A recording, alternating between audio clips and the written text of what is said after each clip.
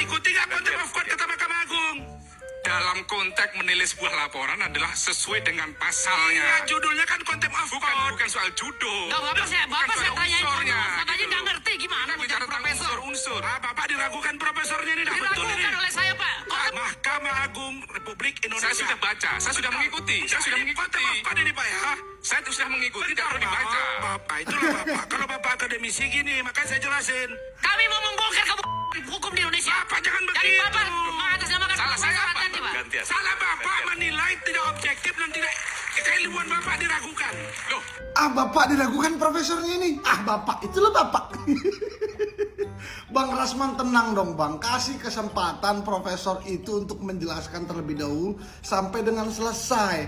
Tadi itu dia belum selesai, sepotong-potong udah dibantah aja.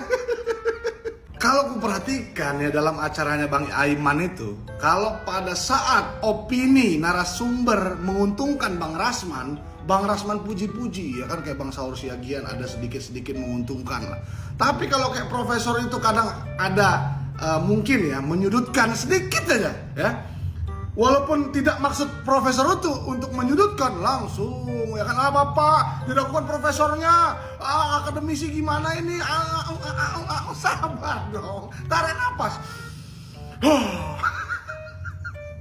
Tapi terlepas dari apa yang diperdebatkan dari tadi, apa yang dibahas yang menurutku nggak asik ya, yang dibahas hanya judul contempt of court itu aja ya kan. Tapi aku setuju dan sepakat sama Profesor Suparji bahwa pidana itu bukan ngomongin soal judul ya, tapi lebih kepada unsurnya ya, perannya ataupun perbuatan yang sifatnya melawan hukum tidak perbuatan orang tersebut. Nah itu.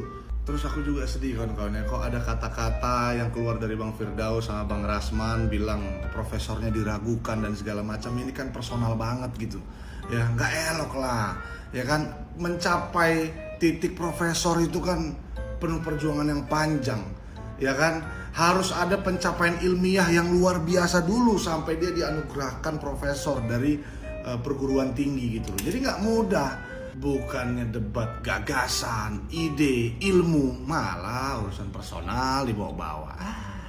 Tapi ya ginilah kawan-kawan, kalau berdebat sama dua advokat ternama, canggih, amazing, dan fabulous. Dan ada lagi yang paling menarik nih. Katanya Rasman akan ditahan nanti tanggal 20. Ya. Woi, Itu gimana, Pak? juga saya. Tanggal 20 saya mau ditahan. Emang saya apain mereka? Ini terkait dengan pelaporannya Barreskrim kemarin, kan Tunggu Bang? dulu. Karena itu nggak ada. Itu kan ancaman hukumannya kan. Yang dilaporkan itu kan ada yang 1,5 tahun, 1 tahun, ada yang 3 minggu. Iya kan? 1,5 tahun, 1 tahun, 3 minggu. Nah, di situ kita lihat. Ada lagi yang lebih parah di Makassar. Pengacara, terdakwa mau ditikamnya hakim itu, bahkan ditikam. Terus si Nikita Mirzani kurang apa dia? Dilempar mic-nya. Dibuang kertasnya di depan itu juga lengkap di situ. Kenapa nggak dipersoalkan? Ada terdakwa yang juga mengejar, bahkan loncat ke meja ketua sidang. Jadi hukum itu jangan berlaku secara orang per orang person, tapi equal lah, kan gitu. Nah, jadi jangan termakan oleh informasi sepihak. Nah, terhadap ini saya bisa buktikan. Malapetaka, ada 3 malapetaka yang dihadapi oleh Rasman dan juga si Firdaus yang katanya jago taekwondo, jago pencaksilat, jago tortor, jago dansa, jago boxer. Sekarang ada 3 malapetaka. Pertama, dakwaan karena laporan Hotman Paris. Kedua, proses di Mabes Polri atas laporan dari Ketua Pengadilan Negeri Jakarta Utara. Dan ketiga, surat bas. Itulah resiko kalau berperang hukum, kalau berperkara melawan Hotman, tidak memakai otak, ya, tidak memakai otak. Jadi dari segi dunia pengacara, hari ini saya mengatakan kepada Rasman dan Firdaus, goodbye. Nanti tanggal 20 sidang di Pengadilan Negeri Jakarta Utara. Kalau Firdaus masih punya rasa malu, jangan coba-coba datang, karena pasti diusir oleh hakim. Halo Firdaus, tanggal 20 Februari di sidang, kalau kau masih datang memaksa diri untuk sidang, kamu akan diusir oleh petugas pengadilan. Kau tidak berhak lagi duduk sebagai pembela dari Rasman. Biarkanlah Rasman itu menangis merenungi nasibnya. Ya, biarkanlah Rasman itu menangis merenungi nasibnya. Ada sebenarnya satu lagi pengacara dari tim Rasman, ya, yang namanya Elida. Itu target saya berikutnya. Pelan-pelan. Itu mulutnya paling vokal itu. Entah apa yang diomongin. Sana sini. Halo, turut berduka cita atas dipecatnya Rasman Arit Nasution dan Firdaus, ya. Kalau Rasman mengatakan bahwa ini baru dibukukan belum diberhentikan, silahkan berpraktek di dalam kulkas, ya, karena udah dibekukan, ya, di tempat kulkas, tempat yang beku. Kemudian hormat setinggi-tingginya buat Ketua Mahkamah Agung melalui Ketua Pengadilan Tinggi Ambon, Ketua Pengadilan Tinggi Banten yang memecat, membekukan berita acara sumpah daripada Rasman dan Firdaus. Kemudian kepada Ibu Mia, Presiden Kongres Advokat Indonesia, saya mengucapkan hebat salam bahwa Organisasi Advokat Kongres Advokat Indonesia, pimpinan Ibu Mia telah tegas, ya. Kemudian walaupun tertunda karena Rasman waktu itu sempat lari ke organisasi yang lain, kemudian dia masih bersidang dan bebas berkeliaran mendapat penghasilan dari pengacara yang tidak dijaganya dengan cara menghina hakim, mempermalukan Mahkamah Agung, serta melawan dan teriak-teriak serta melakukan aksi brutal di pengadilan bersama istri, dan sekarang sudah dilaporkan, semoga ditegas, dan pada saat persidangan nanti minta majelis hakim untuk menahan, kalau perlu kura-kura rinja itu diborgol tangannya, diborgol kakinya, dan mulutnya ditutup biar dia tidak ribut dan tidak sebrutal sekarang memfitnah sana fitnah sini, ya. Apalagi dia sekarang udah bukan pengacara, dia mungkin dalam keadaan tidak nyaman dan dendam. Tolong kalau bisa sidangnya virtual aja, lewat Zoom, dan tidak usah live atau langsung gitu. Kemudian masih ada lagi ibu-ibu yang ada telelatnya sini, itu perlu dipecat dan dicabut aja izin advokatnya. Saya ingin nyanyi sebuah lagu buat mereka mengenang kepergian mereka sebagai pengacara. Hore hore hore, hore hore hore, hore hore hore, hore, mereka dipecat.